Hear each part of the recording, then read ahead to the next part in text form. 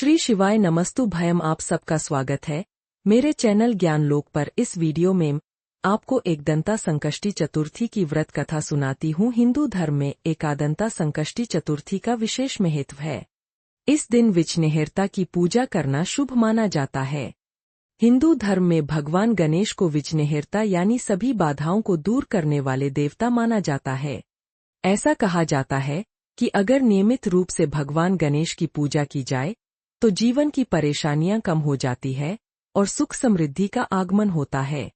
वहीं हर माह के कृष्ण और शुक्ल पक्ष की चतुर्थी तिथि पर गणपति की पूजा का विशेष महत्व होता है।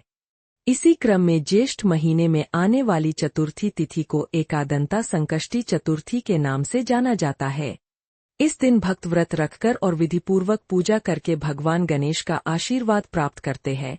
एकदंत संकष्टी चतुर्थी के दिन विधि विधान के साथ भगवान गणेश की पूजा करने और कथा सुनने से सभी विघ्न दूर होते हैं और कभी किसी चीज की कमी नहीं होती है। मान्यता है एकंदी संकष्टी चतुर्थी की कथा सभी का मंगल करने वाली होती है। अगर आप व्रत रख रहे हैं या फिर नहीं तो भी आप कथा सुन सकते हैं। आइए जानते हैं। सतयुग में 100 यज्ञ करने वाले एक पृथु नामक राजा राज्य करते थे। उनके राज्य में दयादेव नामक एक ब्राह्मण रहता था। वेदों में निष्णात ब्राह्मण के 4 पुत्र थे और सभी का विवाह हो गया था।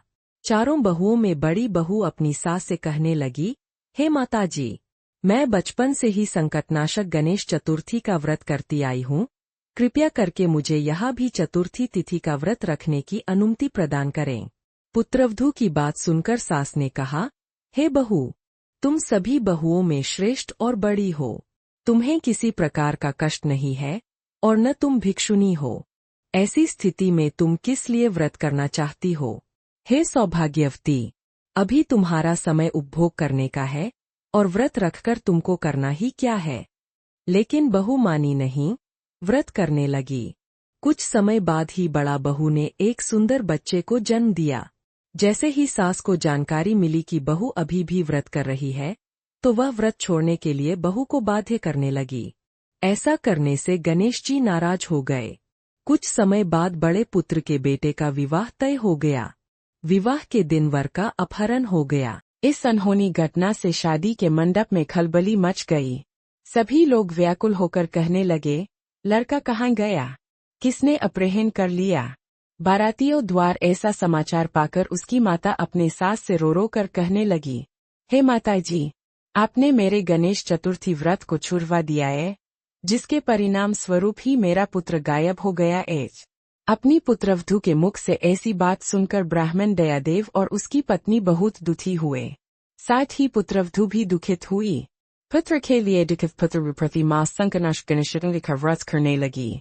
एक समय की बात है कि गणेश जी एक वेदज्ञ और दुर्बल ब्राह्मण का रूप धारण करके भिक्षाटन के लिए इस मधुर भाषिणी के घर आए। ब्राह्मण ने कहा कि ये बेटी, मुझे भिक्षा स्वरूप इतना भोजन दो कि मेरी क्षुधा शांत हो जाए। उस ब्राह्मण की बात सुनकर उस पुत्रवधू ने उस ब्राह्मण का विधिवत पूजन किया। भक्ति पूर्वक पूजन करने के बाद उसने ब्राह्मण को वस्त्रादि दिए। कन्या की सेवा से संतुष्ट होकर ब्राह्मण करने लगा, हे कल्याणी, हम तुम पर प्रसन्न हैं। तुम अपनी इच्छा के अनुकूल मुझसे वरदान प्राप्त कर लो। मैं ब्राह्मण वेशधारी गणेश हूँ और तुम्हारी प्रीति के कारण आया हूँ। ब्राह्मण बास सुनकर कन्या कर निवेदन करने लगी, हे विनेश्वर, अगर आप मुझ पर प्रसन्न हैं तो मुझे मेरे पुत्र के दर्शन करा दीजिए। कन्या की बात सुनकर गणेश जी ने उससे कहा कि हे सुंदर विचार वाली, जो तुम चाहती हो वही होगा। तुम्हारा पुत्र शौर्यावगा। कन्या को इस प्रकार का वरदान देकर गणेश जी वही अंतर्ध्यान हो गए। कुछ समय के बाद उसका पुत्र घर वापस आ गया। सभी बहुत प्रसन्न हुए। विधि अनुसार विवाह कार्य संपन्न किया। इस प्रकार ज्येष्ठ मास की चौथ सभी कामनाओं को पूर्ण करने वाली है। भगवान गणेश की जान। एकदंत संकष्टी चतुर्थी की पूजा के दौरान आप गणेश जी को जनेऊ, चंदन, दूर्वा, अक्षत, धूप, दीप, फूल और फल अर्पित कर सकते हैं। इन सभी चीजों को अर्पित करने से गणेश जी प्रसन्न होते हैं और साधक की सभी मनोकामना पूरी करते हैं।